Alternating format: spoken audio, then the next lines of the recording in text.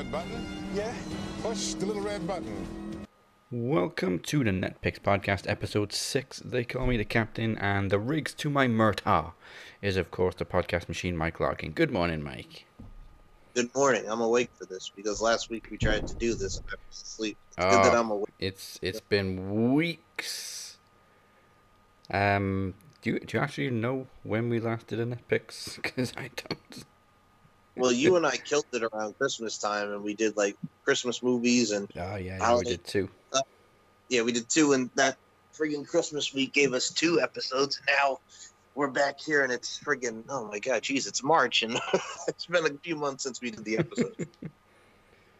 Time flies, but hey, man, we're back, and that's the main thing. I mean, we've been busy. That we have. The only thing we managed to make time for is Max. That is true. That is very true. But on the other hand, man, we still got a lot of audio goodness for the people to check out. Yes. And, of course, disclaimer before we begin, every movie has to be at least 1 year old in the interest of professionalism on my part. However, there are some exceptions because I think what I'm going through today was straight to DVD, so we're safe. Okay, yeah, I'm going to try on my end. I think when we said that we were going to talk about originals to remakes, I was probably kind of touchy subject because I hate a lot of the remakes, so let's see how we do. Oh, this should be good. Well, before we begin, I will say I've got one good comparison and one bad comparison. Okay.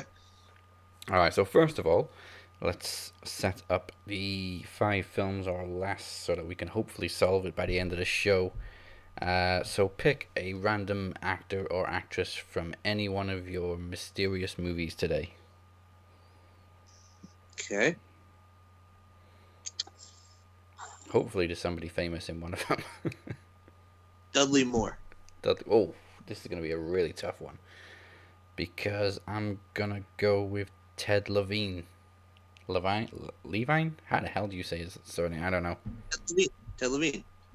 Yeah, I mean, he's in everything. Everybody should know who Ted Levine is. Oh, was she a great big fat person? Puts the lotion on its skin or else it gets the hose again. Yes, Buffalo Bill. Obviously, I'm not going to be discussing Silence of the Lambs because, luckily, it has not been remade and should not ever be remade. Well, we did have Hannibal, so. Oh, the series. Yeah, I never really got into it. That's true. I wasn't into it either, but that was the only thing that came from Silence of the Lambs. Yeah. However, there was a remake in the series. Red Dragon was a remake of, I think it was Manhunter. Yes. Okay. So what is your first comparison of original and remake? Okay, this one pissed me off because I remember I loved the soundtrack because Christopher Cross was in it. You know, If You Get Caught Between the Moon and New York City. I would say the original Arthur from 1983 with Dudley Moore and Liza Minnelli, and then you got the whack-ass one from 08 or whatever it was with friggin' Russell Brand that absolutely shit the bed. Everything Russell Brand does shits the bed.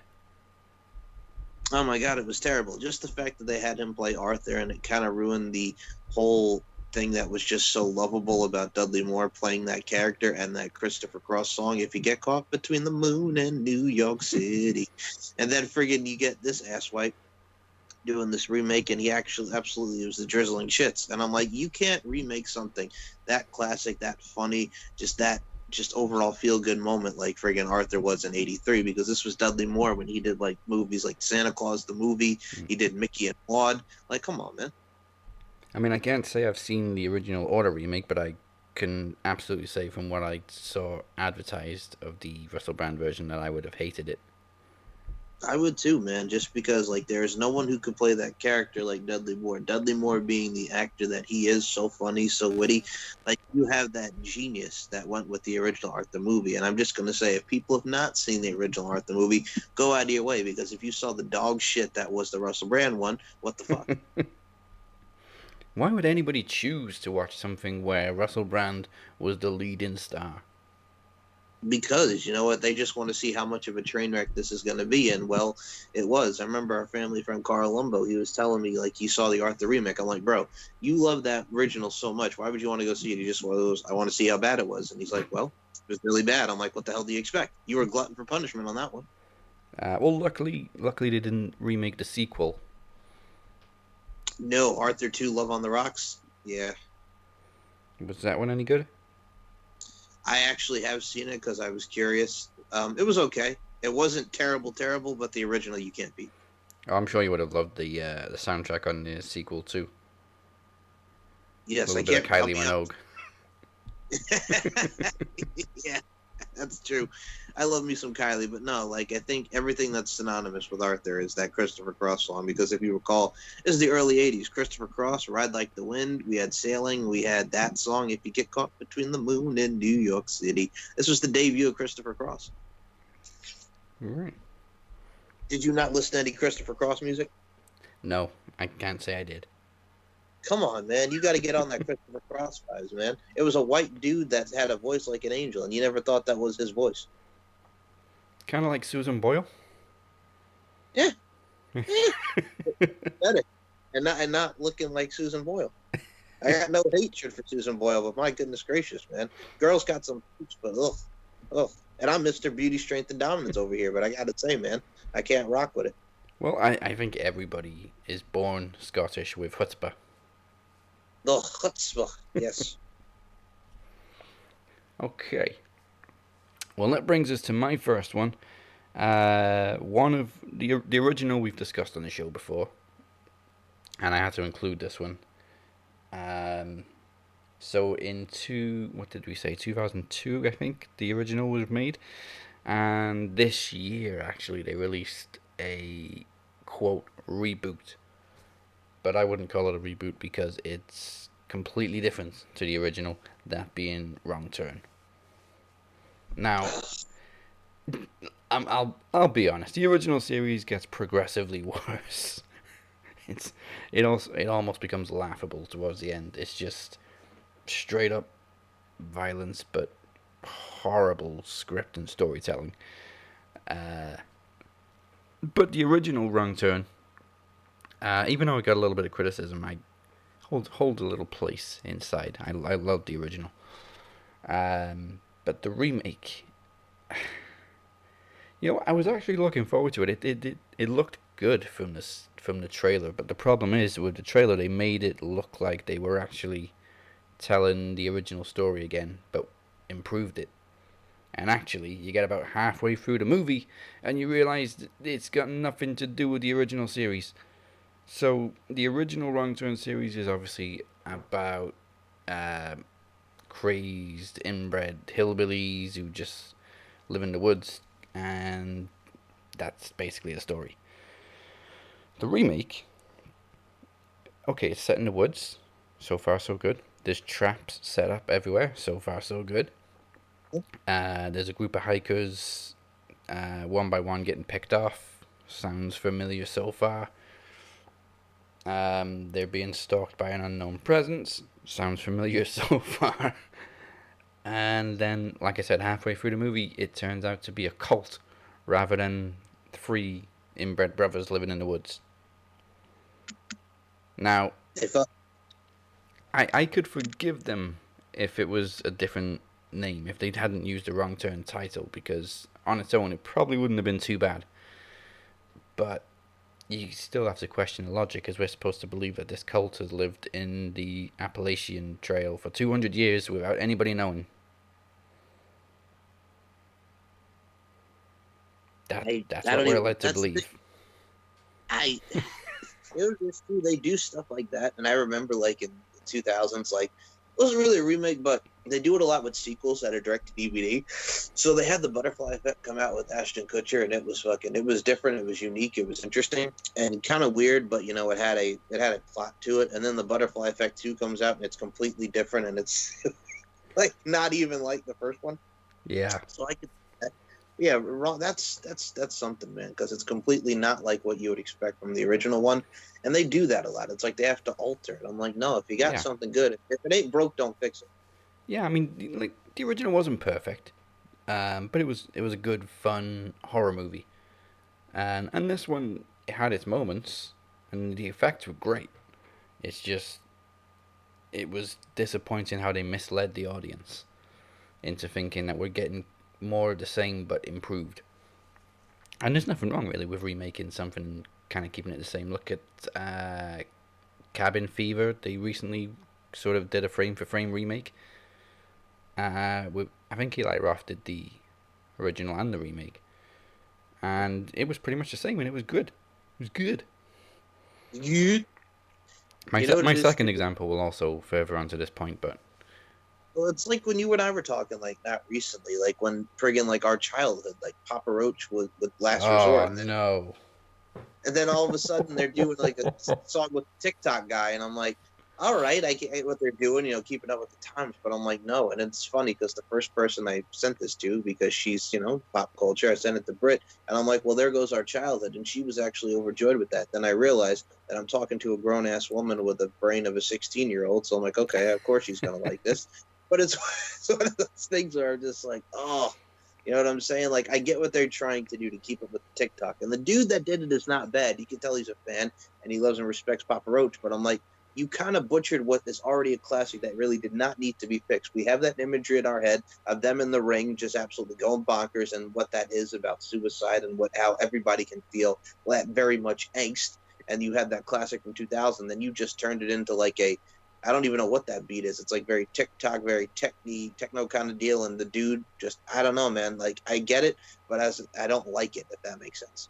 Yeah, the original slaps, and it's supposed to be hard hitting. But this this rebooted version of Last Resort is just, it's upbeat, it's joyous, and like that's not what the song is about. That's what I'm saying. But then again, like, we live in a world where the TikTok is the rage, and this guy is apparently very popular with his covers, and they're like, hey, you want to do like the rabbit guy that nobody's ever heard of apart from a small population? Okay, so I will say this, and I'll save this for the show when we get this more into it on Max this week. When it comes to Bad Bunny, get that money. It's one of those things where, like, I can respect the fact that he's taking it seriously, and he's a professional wrestling fan, because there's been many others in general manager roles and just people that come into wrestling that don't take it seriously. But the problem that I have is you act like this dude's a big star. And yes, I get it, the Latin pop, and he won a Grammy. He's on Saturday Night Live. He's on these mainstream shows, but nobody knows who the hell he is. I think you made the example. It's like you don't see him in the UK doing stuff. You don't see him on the charts. He's nowhere to be found in the UK top 40 singles, not even in the top 100 albums. In the UK. Even Rumours is still in the album chart in the UK. Fleetwood Mac. Yes. I love that album. No, it's one of those things, too. It's like, all right, if you gave me, like, someone nostalgia like a Mark Morrison, or you gave me freaking S Club 7, I'm all about it, to quote Moses Marquez. But it's one of those things where, like, when K-Fed came in and did that thing in 2007, it's like, but that was the big deal, because Kevin Federline, and yes, he was cool, too, and he was a wrestling fan, and he had fun with it. After what you hear years later about that whole time period, but it's like he was an asshole. He was Britney Spears' backup dancer that she married right after she got rid of, or she got not rid of, but they broke up, her and Justin Timberlake. And it's like, that's a topical thing. As much as you hate it, it's topical. And he acts like a diphthong trying to rap, but it made sense. You know what I'm saying? And people knew who Kevin Federline was because he's in the news. They're talking about their family. They're talking about their kids. This dude is just like, oh, he wrote a song about Booker T. Yeah. And I don't even think it has a beat. No, yeah, it does. But then it's like, okay, Damian Priest is he performed a song at, what was it, Elimination Chamber or Rumble? Yeah, I can't remember. And like after every two lines, it was just pyro. So it was like 40% lyrics, 60% pyro. And Booker T just standing there like freaking Blade. Yeah, and again, it's like I don't hate him. It's like, but you don't know what he's saying, then Booker T. Don't know what he's saying, pyro, Booker T. It's what it is. You know what I'm saying? It's just whatever. You know what I'm saying? Oh my God, it's not like Enrique Iglesias singing Baila Mos. Like, at least you know what the hell he's saying. Baila Mos, let the rhythm take you over. Baila Mos, te quiero, te quiero. Like, you know what he's saying. Also, Rey Mysterio's had a Spanglish song from POD. Love it. Yep. Love it. Booyaka. POD. Well, hey, man, when you got POD talking about the youth of the nation and I feel so alive, and, friggin' we in the South town, I guess they felt alive, so they said, hey, booyaka, booyaka, 619. We the South town general, man. You know what I'm saying? That's my pueblo. Unfortunately, I do. Ah! Before we get on to the second comparison, one more thing from Wrong Turn that also kind of threw me off. In the original, the characters are very likable. Mm-hmm. There isn't really any annoying characters in the original Wrong Turn. Not including the sequels, because the script was awful. But the original. The one with Eliza Dushku and the other three that aren't famous. But anyway, they were likable characters. And the only two that were really kind of annoying died pretty quickly. So that really wasn't an issue. But in the remake, none of the characters are likable. They're all just so annoying. Yeah, And there's they no do that logic either. So it's like, I don't really care if any of these guys die. They do that too. It's like, you ever notice in movies, that's actually, I'm glad that you brought that talking point up, because that'll be in one of my remakes that we get. It's just like, they put in the actors, they're synonymous with the original, then they put these ones in the remake, and it's like, fuck all these mofos. Fuck them. No, it's true. I mean, we have that. And by the way, as soon as you said Eliza Dushku, yes, please, so hey. Yeah, of course, you likable character. Oh my god! But no, I love me some Eliza Dushku. I think for me, what really got me into her and her actress and her acting abilities was, besides Bring It On, she was in The New Guy with DJ Qualls, and there's that scene where she's at the changing room and she's got the lollipop in the gum in her mouth, and I'm like, oh man, you got a little bit of a sweet tooth there, Dazzy Dangerously. So it's one of those things where, yes, please, Eliza Dushku. And besides, she has the name Dushku. I don't even know what kind of name is that, but Dushku, woo woo, you know it. I just had... when you said, oh god, I just had visions of Ric Flair with... Shockmaster. Shockmaster. Oh god. Oh god. He fell on his fucking ass. That would be me. Yes, I would be the Ric Flair in that scenario. Flair for the goal. Oh god. That's a great comparison. Yes, I would be the Ric Flair every time I see Eliza Dushku. Oh god. Yeah, and then when one of the people in the horror movies fall over, he fell on his arse. He fell on his fucking ass. Okay. So what is your second comparison? I'm going to do this one because I remember seeing it. It came out in the 80s, and there was a remake of it in 2008, which starred Brittany Snow and Idris Elba. I am talking about Prom Night. I think I've seen the remake, but I don't really remember it that well. So the original Prom Night, which Jamie Lee Curtis dancing, you go girl, shaking that bon, shaking that bon. So the original, it's just about, there's a killer who's avenging the death of a young girl who died after being bullied and teased in school. And, they're going to the prom, and there's this killer around the school that's there.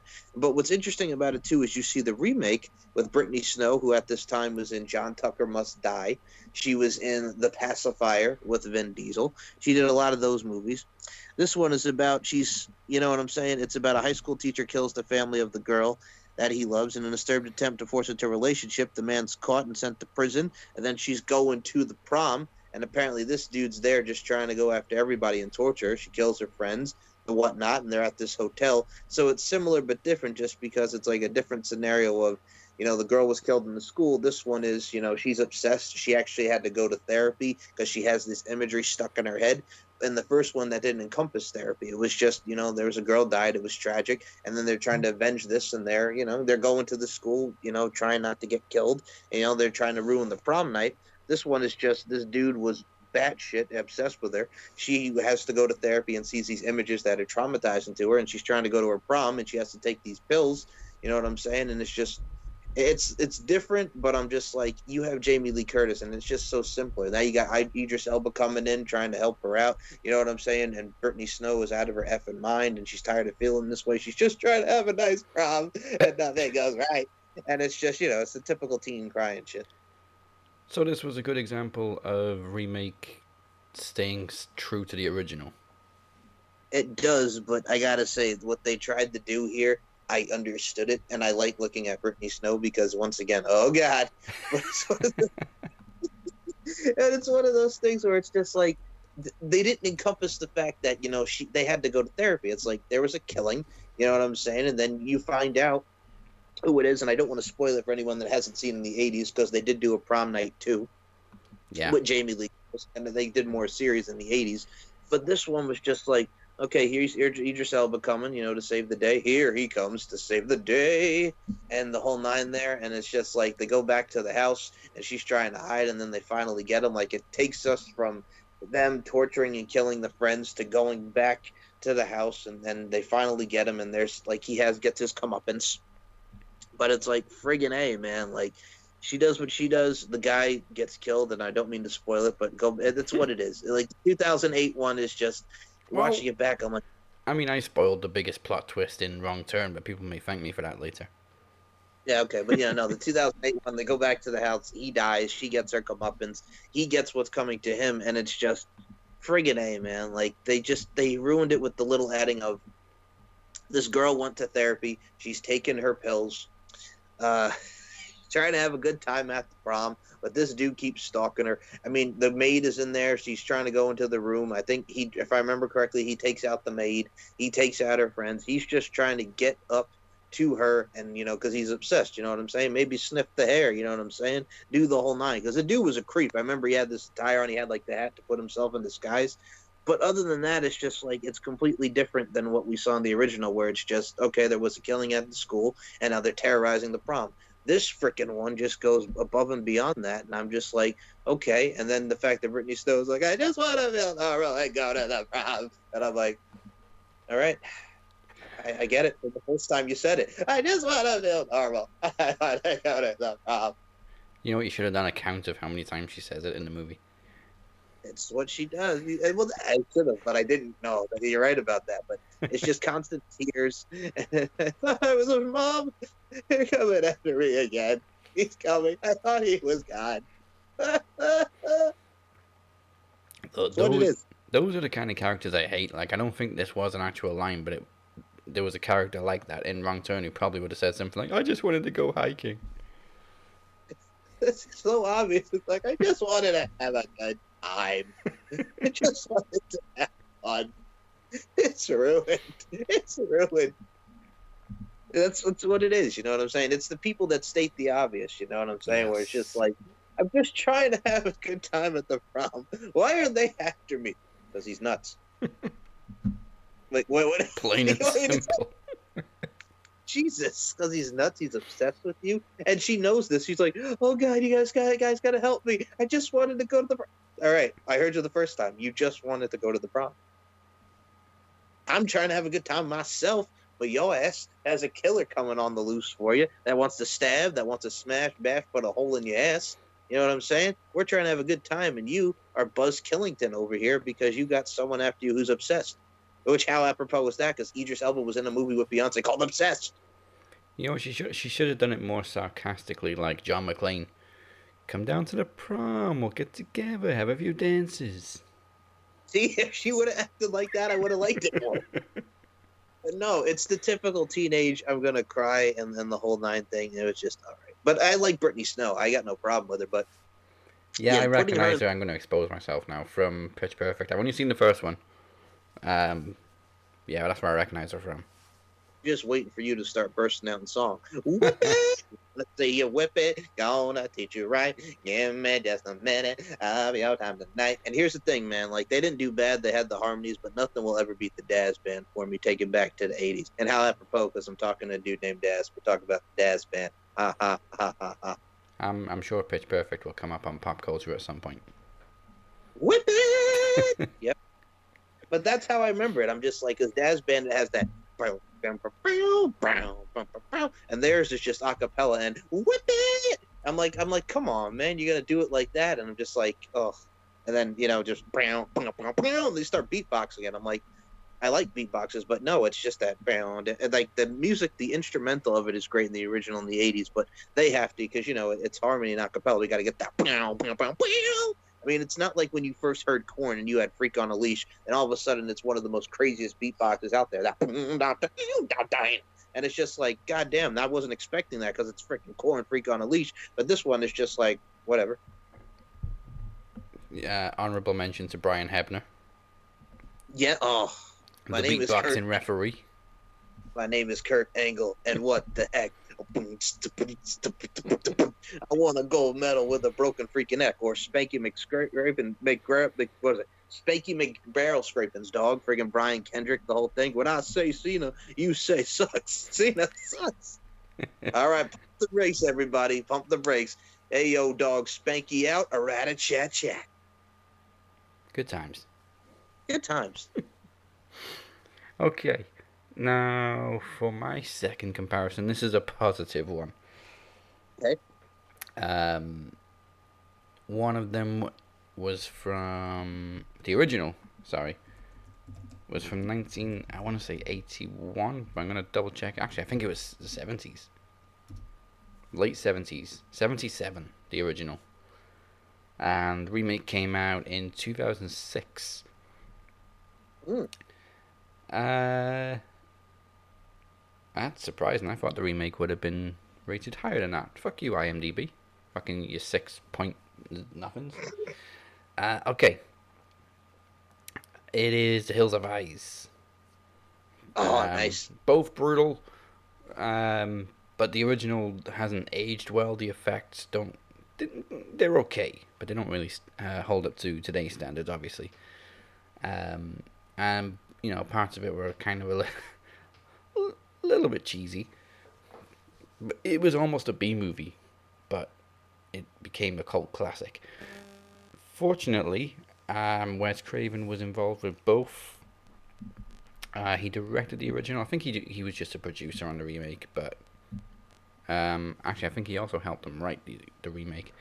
The remake was directed by I hate saying this name, Alexandre Aja, Alexandre Aja, who's done quite a few horror movies, I believe. Well, I say horror movies. He did Piranha, the remake of Piranha, which were just tits and fish. No, that's what I'm about to say. Wait a minute, you can't compare the original Piranha to this Piranha. All you saw, it's true, it's fish, and okay, here's some movies. That is legit.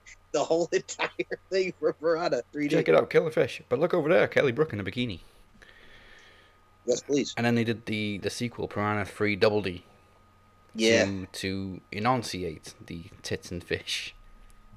I'm just gonna say right now, man, if you got 3D as some breastises, I would wish them the breast of luck 3 times. Hey, as long as, speaking of movies really quickly, I'm just gonna say it. What if it was Nikki Bella in there? We got 3D on Nikki Bella's movies. The 3D glasses would break. Let's be honest. There it is. Okay. Hey, bro. Now the reason this is a hold on a second. I don't mean to cut you off, but we got to deal with that We're taking one day of her in the Hall of Fame, man. Everybody's coming, and Nikki Bella and Brie Bella are going to be delivering. I'll probably talk about it on Thursday on Max, but I'm probably not even going to watch the Hall of Fame if we got 2 freaking classes to get through in one night. I just had to bring that up since I mentioned Nikki Bella and her fake movies. Go ahead. I'm sorry, man. Back to the show.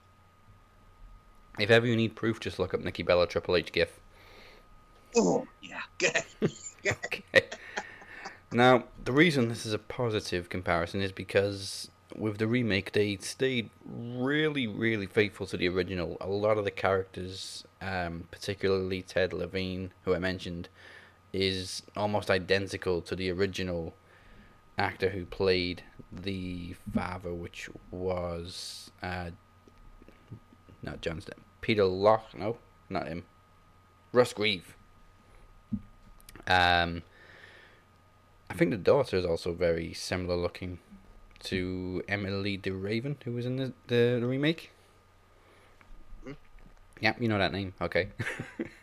I do. I But do. they stayed true to it. It was they both, it was almost the same script, and all they really did in the remake was up the violence and expand on the mutant cannibals living in the hills. So in the original, it was just like this little family. In the remake, it turns into this big, like abandoned nuclear fallout town, and obviously they've all mutated from the fallout. But yeah, I always rated this one as one of my favorite horror remakes because this is a prime example of how you do it right. You don't going to change anything. You can expand stuff, but you don't really need to change anything if it works. Very true on that, man. Also, it had a kick-ass soundtrack. Who But was on that soundtrack? Can you remind me? Just remind me of the soundtrack. I don't think it was anybody famous, but there's just I just remember there was a great song in the credits, and it was impossible to find. Okay. I'll have to do some digging now because you got me interested. The one thing that did annoy me is when I first got the remake, I turned on the commentary and it's Wes Craven and his son. Well, I think they both must have been involved with writing. Let me take a look. Writers: Wes Craven, Alexandre Aja, Greg. Oh, wait a minute. No, Wes Craven and his son, I think, wrote the second one, and his son directed it, and it was okay. It wasn't great, but in the first one, it's Wes Craven and his son doing the commentary, and they kind of criticizing things that were improved from the original. Like, I love Wes Craven, but come on, just admit they did a slightly better job. Now, there was also a sequel. It gets kind of confusing because there was a Hills Have Eyes 1 and a 2 in the 70s and 80s. Whatever you do, do not look up the original sequel because it's awful. Yeah. But then, of course, they remade it, and then they made a sequel to the remake. And both of them set up a following. So the remake in 2006 set up the sequel, and then the sequel set up a part 3 that never happened. And I was always pissed that it never happened because even though I said the second one wasn't that great, it was still okay. Particularly the dude coming out of the porta potty covered in shit.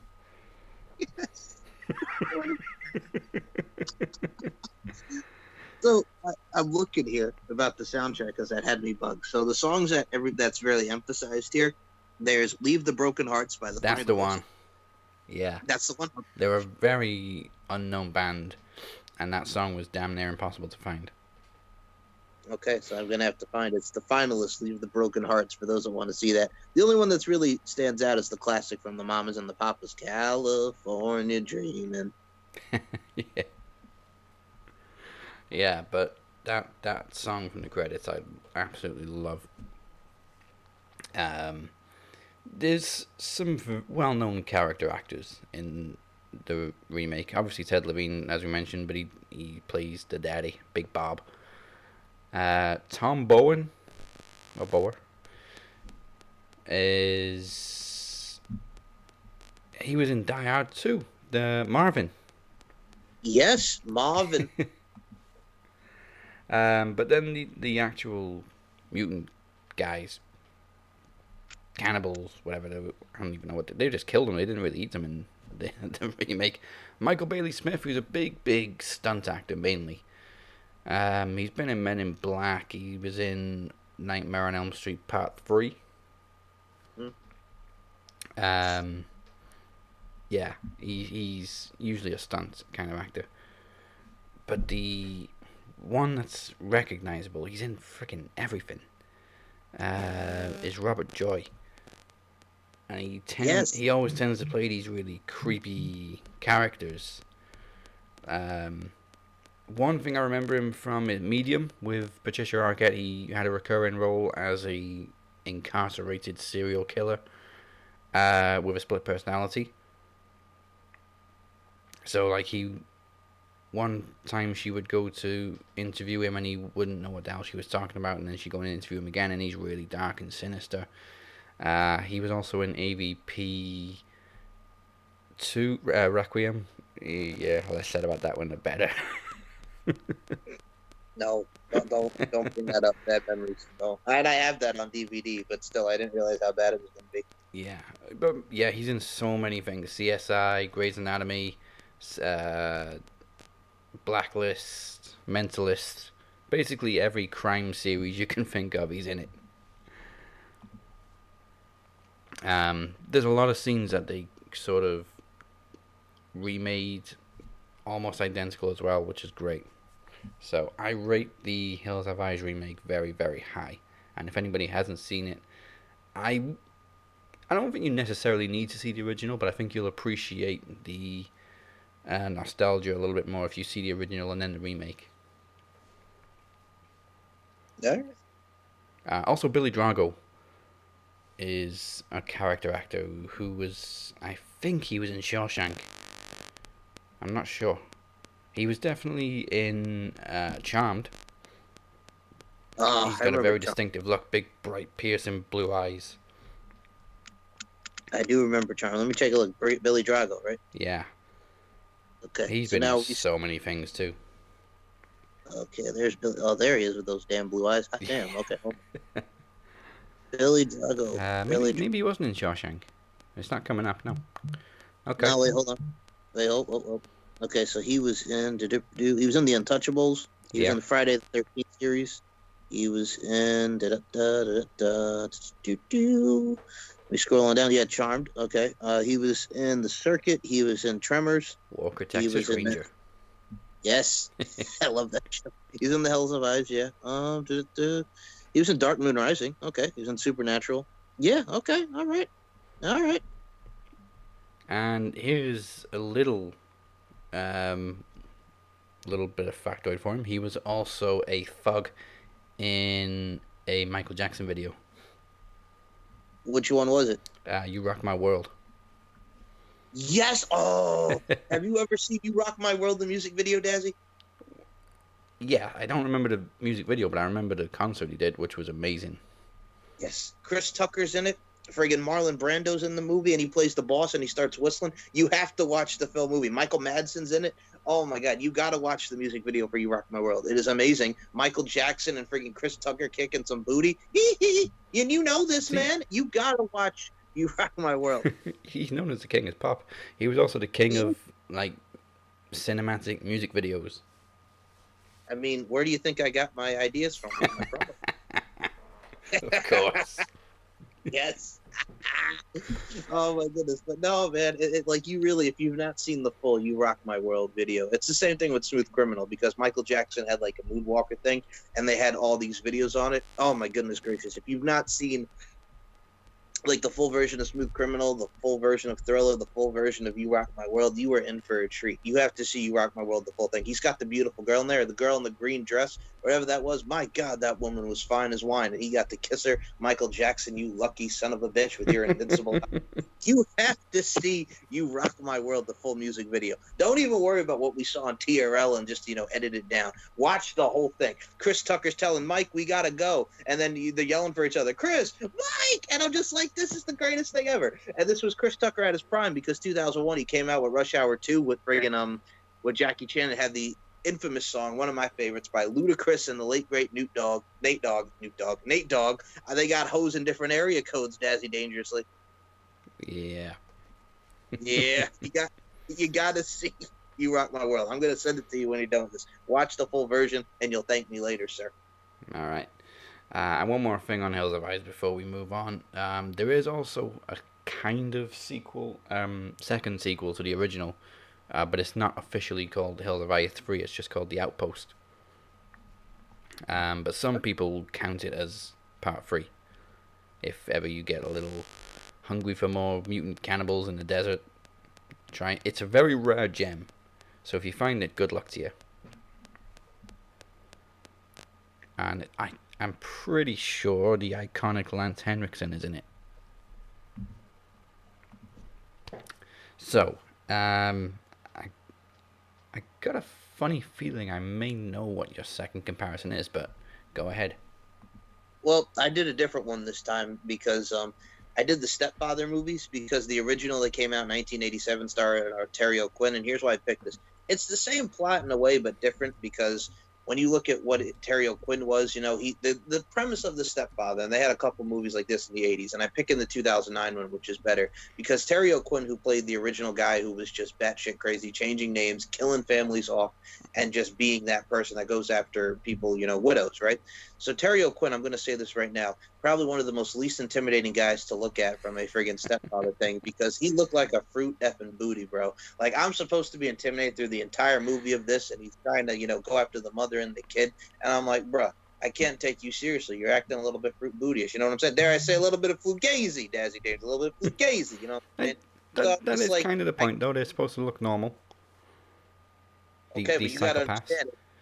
It was, I get it, man. I know. Thank you, Daz. But it's just like he looked like the most not intimidating cat. The dude that was in the 2009 one, Dylan Walsh. I mean, for God's sake, the premise of this is the kid comes home from military school. He did his time. You know what I'm saying? The mother and the father, they're having problems. And then here comes friggin' Dylan Walsh to swoop up and beat David Harris. It has so many lines. He kills her sister, who's got a girl-on-girl relationship, which I was all about it. To quote Moses Kez once again. And he kills her off in the pool. The girlfriend needed a tan. But it's one of those things where I look at it from a stance like, she was pasty white. Friggin' Penn Badgley was in Pretty Little Liars, and he was in friggin' John Tucker Must Die. His girlfriend needed a friggin' tan, bro. Like, I gotta say, she was a cutie booty, but goddamn, man, go to the tanning salon. Don't fear the Final Destination 3 movie where the shit's gonna blow up on you. No, just go get a tan or do something. Oh my goodness, can you say pasty as F, man? It was like watching milk. I was getting some vitamin D as I'm watching this sumbitch, Daz. But anyway, I digress. It's one of those things where you look at it from a stance, too, where you got the stepfather. He's batshit crazy. He's trying to get a job as a real estate. His name is now David Harris. You know what I'm saying? And he's all doing the thing when he's selling the house. You son of a bitch. Oh, hi, I'm David Harris, because he almost blew his cover. I mean, he kills the old lady with the cat because, snitches get stitches, and she was looking very suspect and checking him out like, what the hell's going on? He kills the poor old lady. He kills her sister because she was acting all suspicious because he wouldn't put things on the real estate stuff, and he was acting all wonky. I mean, and then they have the thing where they're at the end and they're fighting up in the attic, and then they fall down to the floor. I mean, the kid's in a coma. He just goes off with this friggin' bandage on his head. And what got me too is because if you look at the classic Signs of Music right here, "Happy Together" by the Turtles, it's very upbeat. But out of all people, Filter has a very sinister version of Happy Together. Yes, I'm talking about Filter. Could you want to take my picture, Filter? You know what I'm saying? And I'm just like, all right. And it's cool. And then he goes on to another family. But that's the thing. You know what I'm saying? He goes on to another family after doing the deed. But the thing is, the kid did not die. Like in the original, the mother and them don't die. But he goes on his willing way if he goes to another family. So it's similar, but it's different because the actors are different. And also it's very modern with the 2009. Because this was just... they went after the family and stuff because they believed the husband was dead. This one, the husband, they were divorced. They were having problems, and everybody's been there when they've had issues, with fathers and stepfathers. And the stepfather was mean to the kid, tried to discipline him in a very forceful way. So it's one of those things where it's different, but it's similar in the fact that the guy was more badass than the 2009 one because Terry O'Quinn is a fugazi. So, yeah. We got one problem with the remake. What? One of the cast members. Let me see which one we're talking about. Oh, you'll know Amber. it as soon as you see her name. There you go. You're not a fan of Amber Heard? Not in the least bit. Well, that's the one who I said she needed a tan. Amber Heard. She needs freaking locking up is what she needs. Wait a second. Hold on. What did she do that I'm supposed to remember? Like, that was very bad? What the hell did I miss? The whole stuff with Johnny Depp. Oh, yeah, that was her. I'm sorry. Okay, now that came back to me. I'm sorry. I was trying. I forgot that was Amber Heard. Okay, yeah, no, but I just remember her. That's how I remember her, is from The Stepfather. I'm just like, I'm watching this whole movie, and I'm like, this bitch needs a tan. Like what the fuck? Like, she's hot as hell, but she's like pasty as a motherfucker. Like, you know what I'm saying? I'm like, I don't want to look at a smaller female version of Seamus. Oh my god! But yeah, I totally forgot. Like, that was Amber Heard, and that's the stuff now that's why Johnny Depp. What happened with Johnny Depp? Yeah. What a fucking bitch! I totally forgot that was her. So thank you. Yeah, I hate her even more. So maybe it wasn't the stepdad's fault. Maybe she was a psychopath. The schizophrenic psycho, yeah. Oh, and that's the thing. I forgot they were even married. Yeah, that's right. And Elon, oh, okay, yeah, no, you bitch. Fucking breaking Johnny Depp's heart. Oh, my God. What a fucking... Okay, I'm going to get mad, Gavin. I'm sorry. I'm not even sure if I've seen the original, but I'm pretty sure I've seen the remake. And it was years ago. Yeah. Well, it came out, like I said, 2009. And the reason why I was interested in it, because, like the trailer was good. Like, he stuffs the dad in the friggin' freezer down there. And I'm like... And then friggin' the kid is going down to check on him, and then like he's doing the deed. He's got him covered. He's killing him, like, you know, he's killing him bad, killing him softly, 1 time, 2 time, Fuji style. But yeah, man, it has some memorable scenes in it. The first one I couldn't even tell you. You don't even remember. You know what I'm saying? But this one was just more impactful and memorable in my mind. And just yeah. You know what I'm saying? Just, yeah. I mean, by the way, with Amber Heard, all the time you ever saw her in the movie was pretty much like she was in a bikini at the pool with him. And I'm like, all right, I get it. You're horny and you want to have some kissing and alone time with him. All right? You know what I'm saying? I got to say, chicka wow, wow. But it's just like at the same time, it's like, goddamn, woman, control your hormones. Definitely control her hormones. Oh my God, it's like the friggin' urges that we saw the guy in True Life had, you know, when he's like, you know, I'm a sex addict, and the dude, he's got friggin' tattoos on his eyes looking like he came out of prison. He's got like friggin' piercings, like looking like Aaron Lewis from Stain with the pierced eyebrow. And he's friggin' going out there, you know what I'm saying? He's like trying to hold back the feeling. I can't stop this feeling. Ooga chaka, ooga chaka. But no, it's one of those things where he's like trying to fight the urge to have sex, and he's like going back and forth. He's like having a conversation with himself. Then he comes back, and then here's the camera on him. Well, I just had sex, and like he was trying to fight. Like literally, that's what it was. He was a sex addict, and like again, he couldn't fight the urge. He had to go out, you know, get him some, and then you know he felt bad because you know he's a sex therapist, he's a sex addict, and he's trying to better himself. But you know what I'm saying? Like the urges, man, the urges. And he legit said to the camera, well, I just had sex. And he felt bad about it because he's trying to control it down there. You know what I'm saying? Fight the feeling. Keep it in your pants. Keep it in your pants. This is legit. I'm not making this up. This shit happened. This is why we see what we see on TV. Well, now we have 4 movies to rank this time. One of them I already have on my list, so I get to rearrange it if I feel the need to. So we'll do yours first, Mike. Do you remember what your list looks like? Or do you remember what's top of your list? Oh my God, I remember. Okay, it's been a while since we've done the. I remember Twisted Desires up there, and I mean we have The Lost Boys. Yeah. So from bottom to top, we have 1BR, Superbad, Twisted Desire, The Outsiders. Yes. And then top 4 is One of the Guys, A Few Good Men, The Lost Boys, and The Shining. Ooh, okay. I gotta put these in there. All right, man. And I love me some Twisted Desire, but Arthur's gotta go in there just for its comedic genius. So I would kind of rank that one down. Arthur. So that's going under Twisted Desire, did you say? Yeah, put it under Twisted Desire. Okay. That moves Superbad down 1. Yeah. So is that the original Arthur or the remake?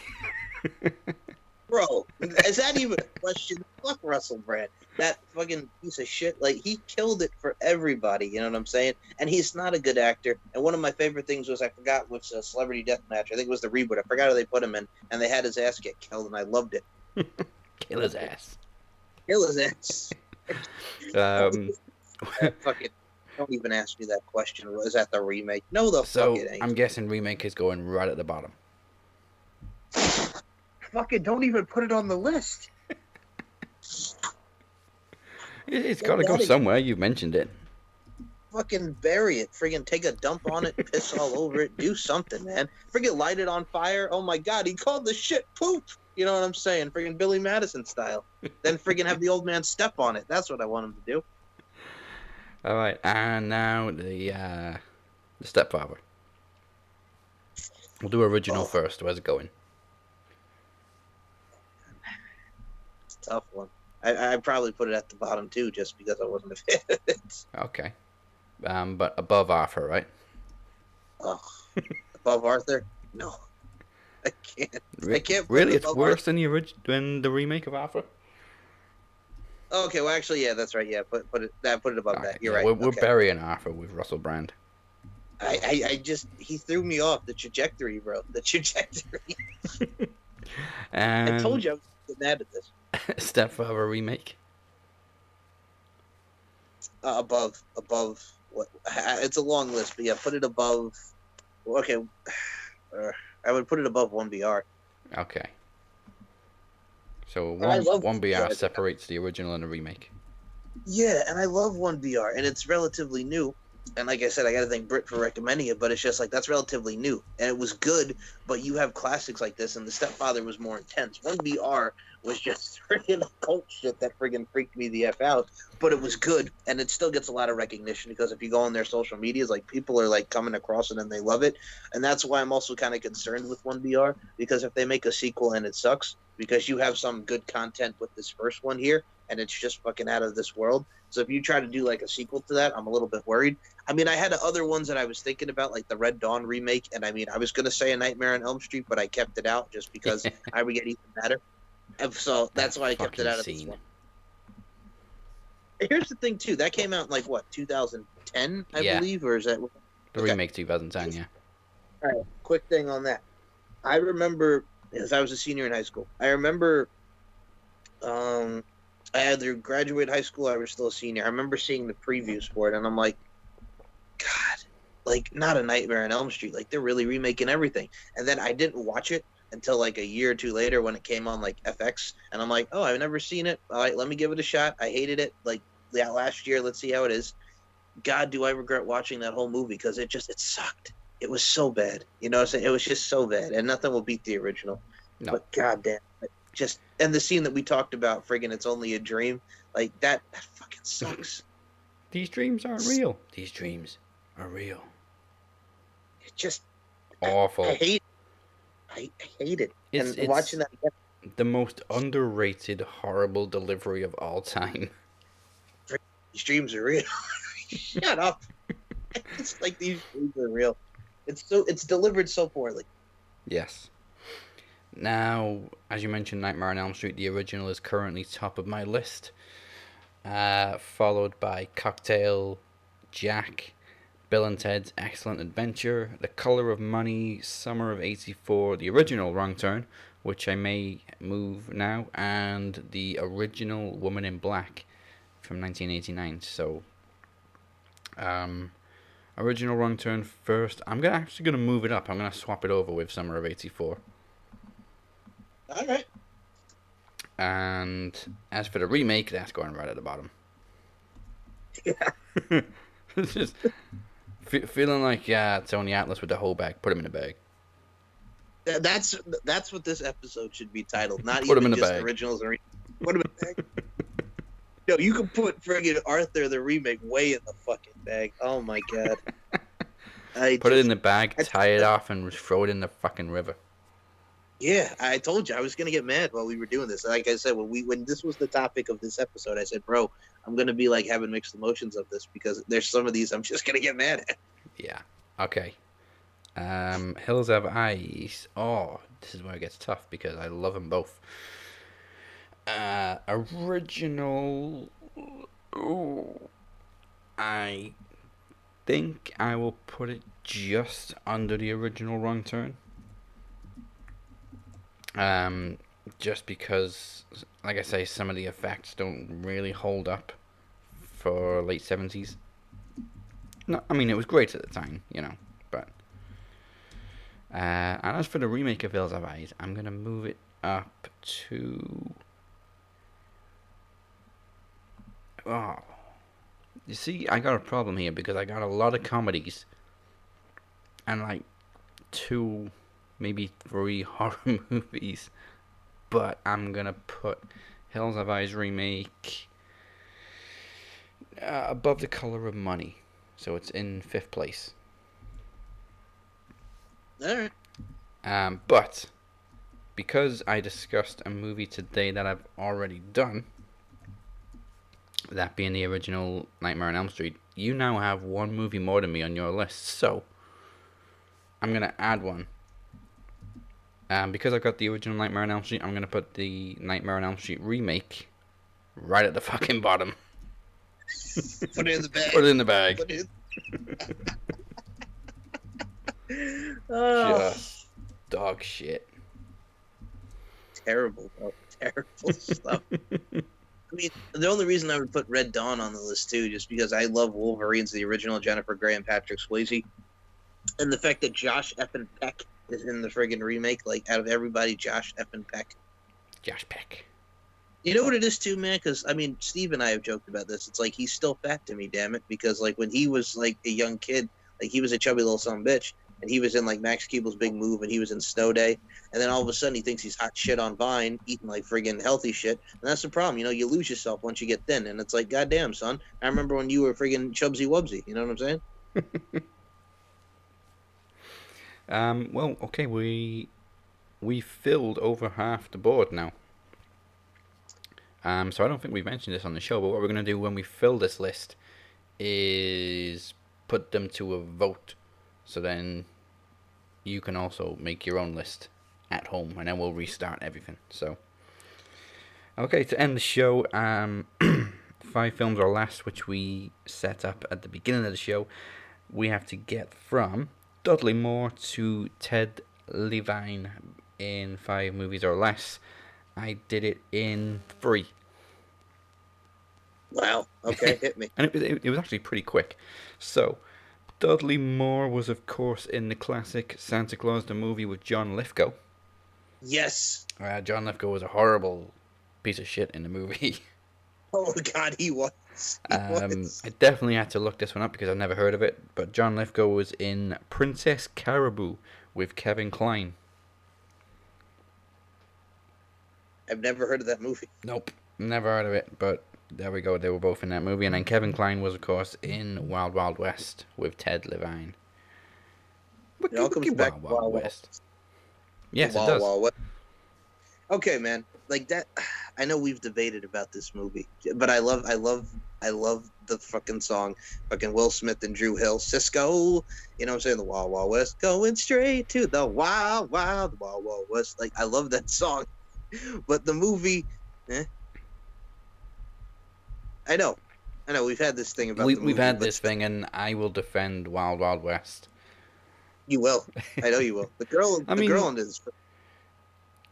It gets heavily edited when it's on TV because there's that whole back and forth insult conversation between Will Smith's character and Dr. Lovelace. You know, throwing because he's got no legs, and of course then there's racism thrown in. Apart from all that stuff and all the slurs and stuff, it's a fun movie. I will defend it. I will say, who was the girl in the film? Because the girl was hot. Oh, damn. She's in so many things. Oh, what's her name? Because I just remember. Oh, Salma Hayek. Salma Hayek, the one that was with Will Smith. Was that Salma Hayek? Yeah. Was it? Yeah, it was Salma Hayek. Hold on, let me see. She was also in From Dusk Till Dawn and Who's Russian? Yeah, and Adam Sandler's wife in Grown Ups. Yes. Oh, I forgot Okay, yeah, Salma Hayek, who was fine as wine, by the way. All right, yeah, you got me on that. I forgot Salma Hayek was in Wild Wild West. Mm-hmm. By the way, speaking of Kevin Kline, I got to mention this to Kevin Kline. If anybody has not seen this, it's a very underrated movie that he was in. Have you ever seen In and Out? No. Okay, you got to go see In and Out with Kevin Kline. He pretends to be gay, and it's very interesting, but it's funny. No, I'm serious. Like, it's funny. It's with Kevin Kline and Tom Selleck, and he pretends to be gay. It's something. It's something, I'll tell you. Joan Cusack's in the movie. Matt Dillon's in the movie. You got to see it. You got to see it. It came out in '97, 2 years before Wild Wild West. Yeah, sounds like an all-star cast. Yeah, man. I'm telling you right now. It's funny. You will laugh. All right. Okay. Well,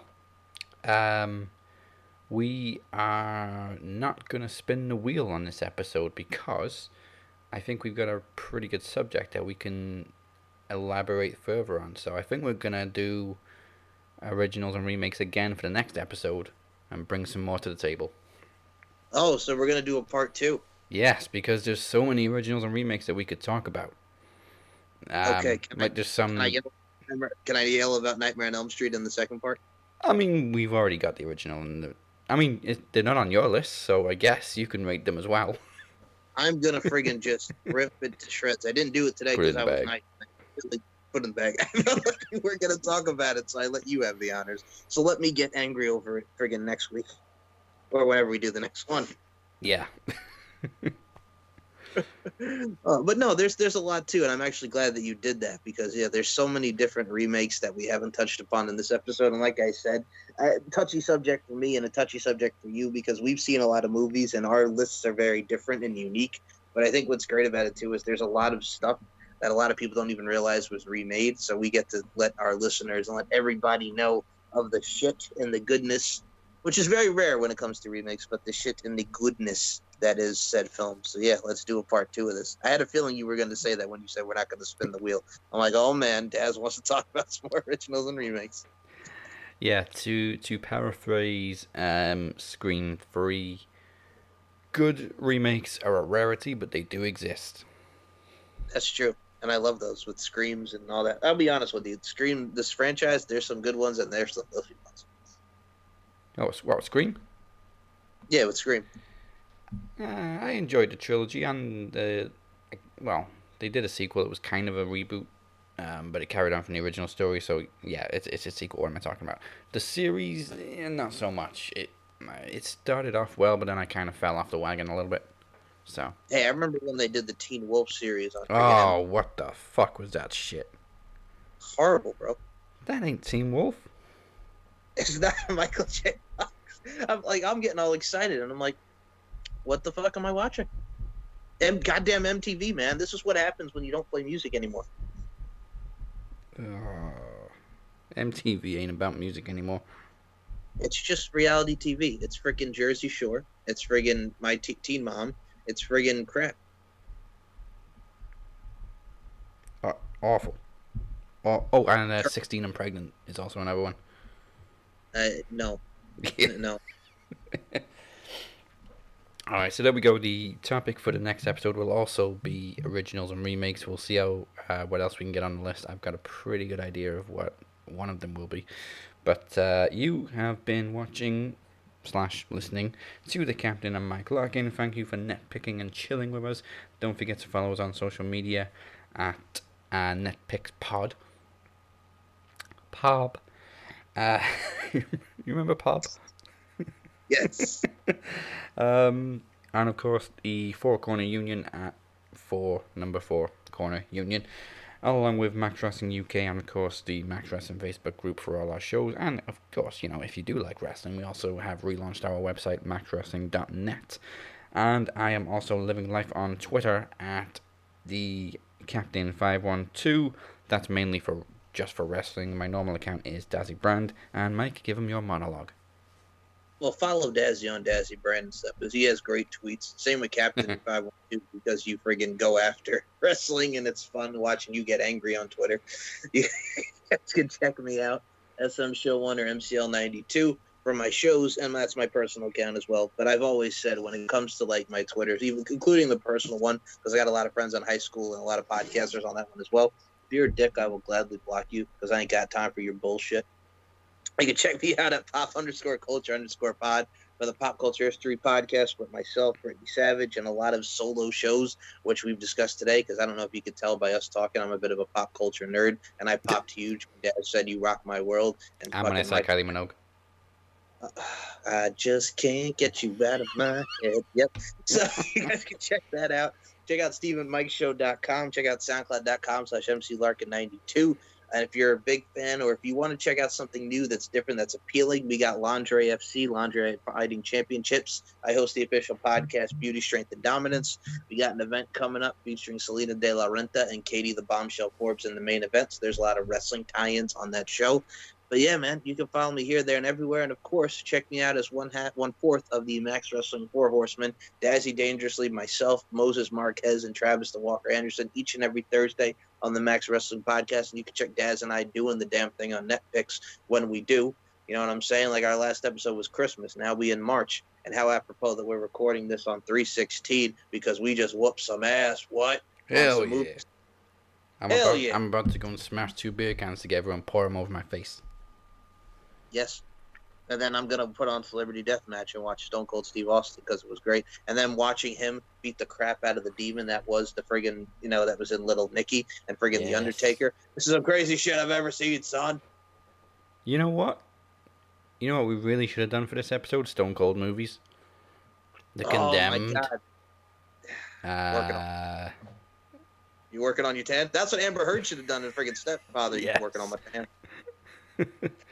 Oh, man. The Condemned. The Expendables. Shoot to Kill was... No, Hunt to Kill. That was Hard to Kill, yeah. Hunt to Kill was great. Hunt to Kill, yeah. There was The Stranger. I don't know if you ever saw that one. That was another direct DVD. Yes, I did. I went through a little boom when Stone Cold had all these straight-to-DVD movies, and then he kind of stopped acting. Yeah, I watched a lot of them, and I actually kind of enjoyed them. I mean, of course, we had him in The Longest Yard. But yeah, if you guys have not seen his direct-to-DVD films, they were not bad. And I'll be honest with you, at the end of The Condemned, when he comes back, and then all of a sudden you hear that Nickelback, Heaven's Gate won't open up for me. I'm at the bottom of the 18th story. And then he friggin' rekindles that relationship with his wife. Oh, you know what? Phoenix is going to love this, because when he was listening, while he was catching up to Max Wrestling, he left me a couple of comments last week complaining about how much we complained about Nickelback. we do like Saving Me, Phoenix. In fact, it's one of the very few songs that I learned how to play on the drums years ago when I actually had a drum kit. I mean, like, that riff, just that whole thing. Save it for me, say it for me. I'm the last man standing. Save it if it's worth saving me. Complete, I'm falling, show me what it's like. Like, there's just something about that song that I'll accept. You know what I'm saying? Like, Nickelback, I know AJ Kirsch loves them to death, and he's used that for his theme song when he was Broseph Joe Brody. But it's what... No, not that one. He used the dance and whatever it is. And he's a big fan. That's a very odd choice for entrance music. Okay, there have been some people, and you know me, I'm a pop guy. There's some people that have used NSYNC's Tearing Up My Heart as their theme on the Indies. I mean, Matt Cardona and Brian Myers used It's Gotta Be Me, You Gotta Be You by the Backstreet Boys. So that was the Zack Ryder. Matt Cardona looks like an NSYNC member. He does. He looks like the lost member of the Backstreet Boys or NSYNC. I can be about that. By the way, I may have to quit podcasting on the side note because I did see this. So there are 2 guys out there, and God bless them. Anybody wants to start a podcast, and it's not bad because it's very interesting. But you literally nowadays in the podcasting world, there could be podcasts about anything. So these 2 gentlemen have a podcast called Digital Get Down, the NSYNC podcast. And for those that don't know what that is, Digital Get Down was like not like a phone sex song or like a having sex over the internet type of song that NSYNC did off their No Strings Attached album that featured Bye Bye Bye and all those songs, and It's Gotta Be Me and that whole thing. But yeah, they named a podcast after that, and they're doing a podcast on NSYNC. Like, literally, you can do a podcast on anything now. I believe there's a podcast out where this chick talks about Hannah Montana. Why? I don't know, but hey, it's a podcast. You know, there's probably a podcast out there comparing different tea bags. Yes. This is Earl Grey. This is peppermint. This is breakfast tea. I did see a podcast out there that there's somebody that I know is just reading poetry, and I'm like, but is it really a podcast though? Your ass is just reading poetry. If I wanted to do that, I go fucking down to the spoken word and friggin' listen to you talk about, peaches and like that guy on friggin' that Boy Meets World episode, peaches, nibble, nibble, nibble. Travis will get that reference. All right. Well, hopefully we don't leave you hanging for as long until the next episode of Netpicks, but. Keep your eye out, and like I said, follow us on Twitter at NetpicksPod, and maybe you'll find out sooner rather than later when you can come back to Netpicks and chill again and see what's next.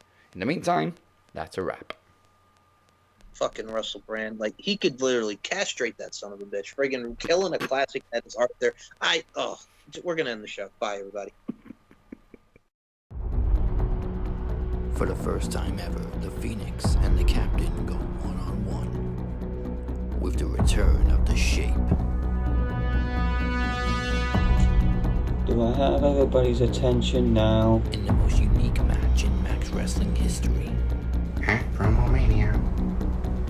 The shame is literally coming to face you in a cinematic showdown, one-on-one, with my own flesh and blood. I have watched him scratch and claw more than anyone to achieve his goals. I have something to fight for. This is title for title. This is blood versus blood. The cinematic showdown will change the game. We have the chance to make history. But at what cost?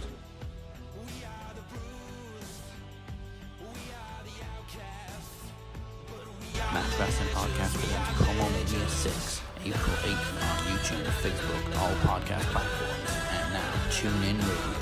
Go to maxwrestling.net/Promo Mania 6 for more information.